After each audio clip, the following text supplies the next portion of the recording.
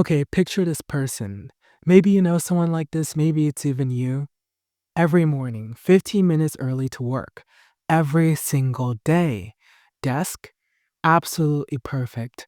I'm talking about pens sorted by color, folders labeled with the kind of precision that makes you wonder if they have OCD. Her colleagues? They love her.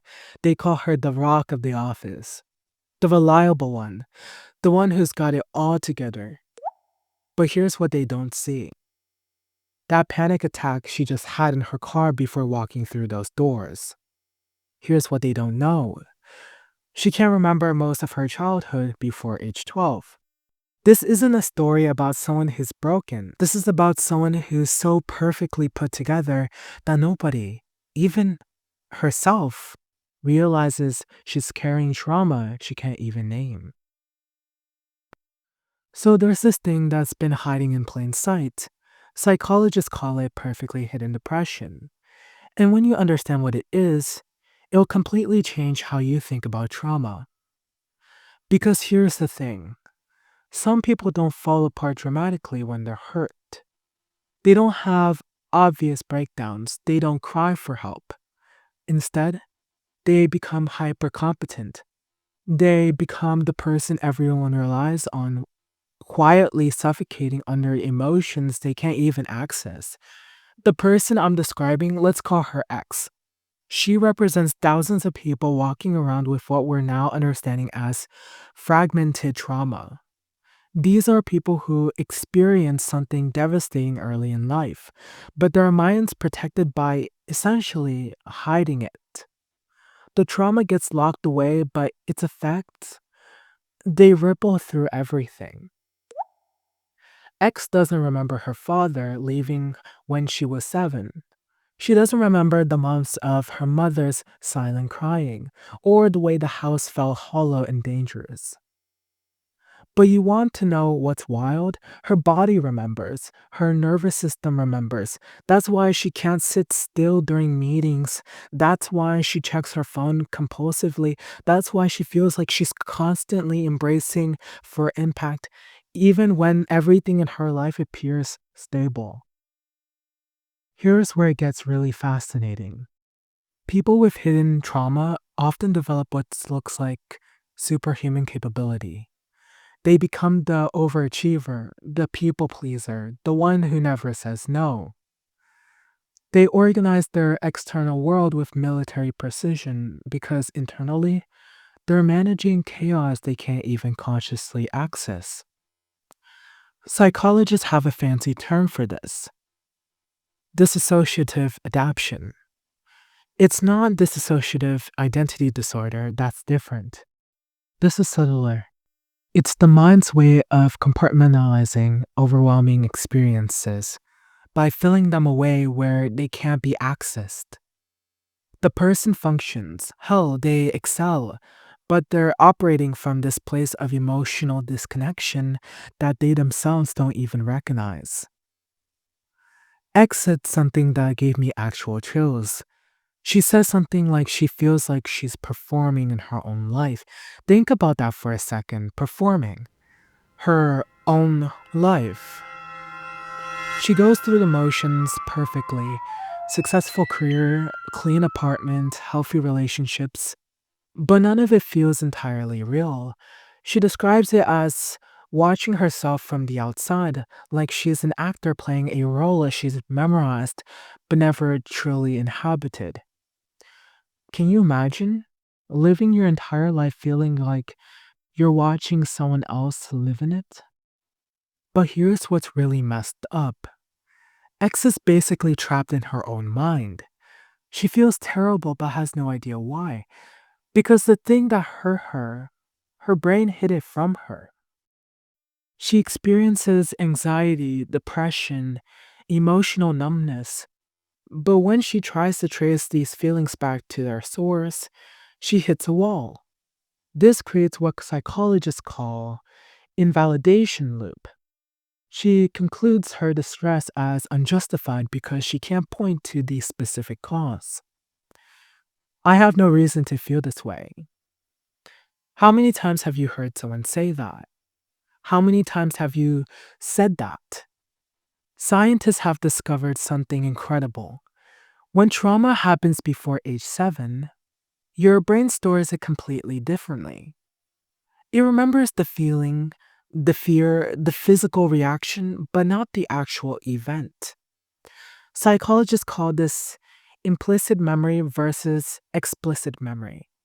Your body keeps a record, but your mind, it's like someone ripped out the pages of the story.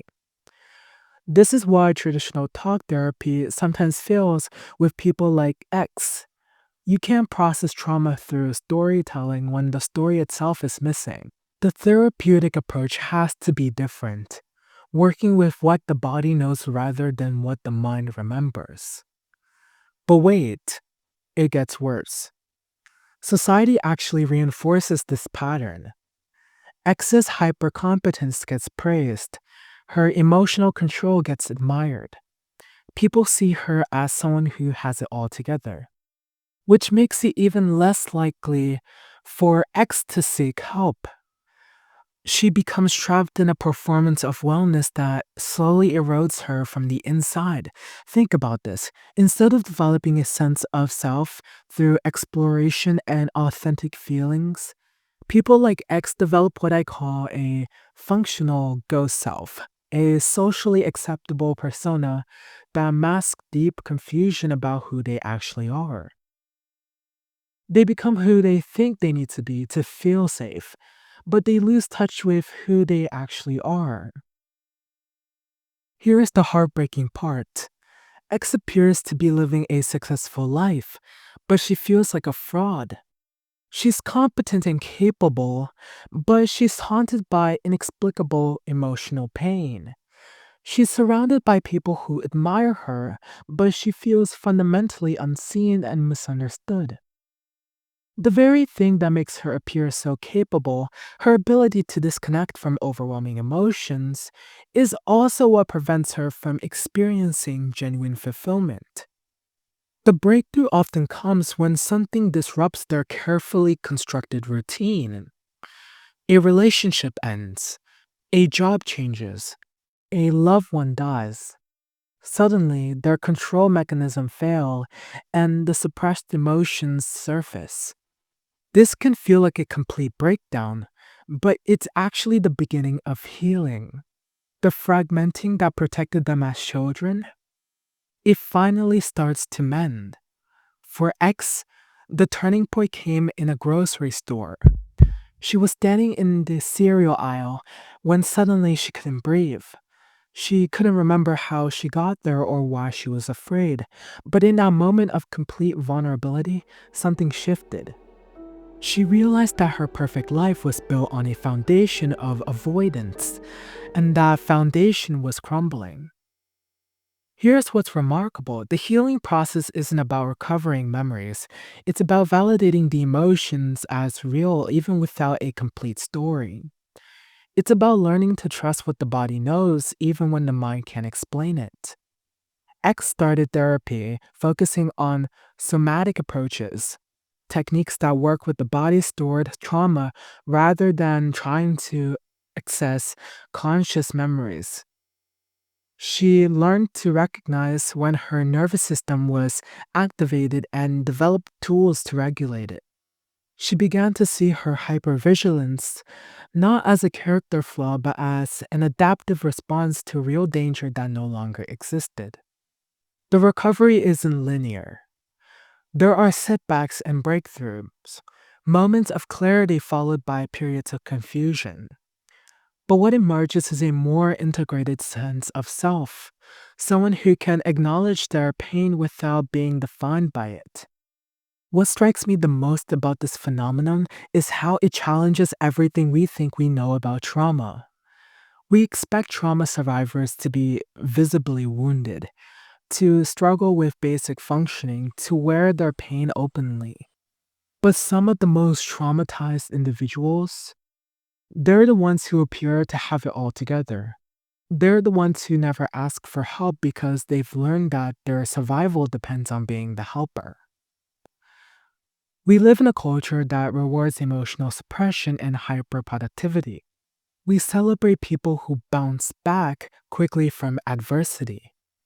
We don't let personal struggles interfere with professional performance.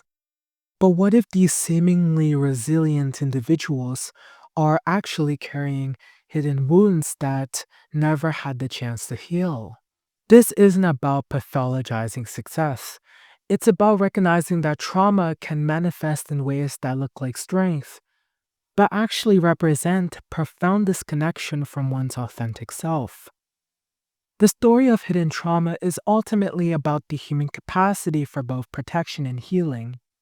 It's about the mind's incredible ability to keep us functioning even in the face of overwhelming experiences. But it's also about the cost of that protection and the possibility of integration. X's journey continues.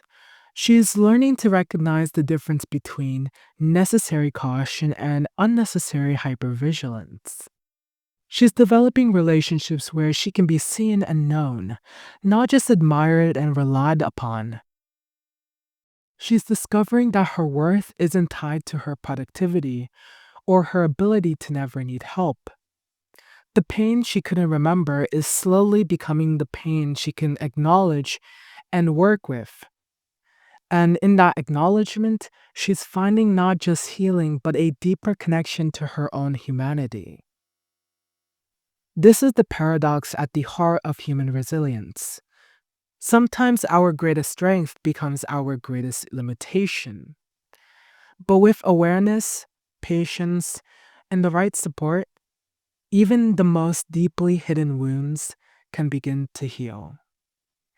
The goal isn't to become someone different, it's to become more fully who we've always been beneath the protective armor we've carried for so long. The body keeps the score, even when the mind forgets. But the body also knows how to heal once we learn to listen to what it's been trying to tell us all along. Anyway, stay cozy, stay curious, and I'll see you in the next one.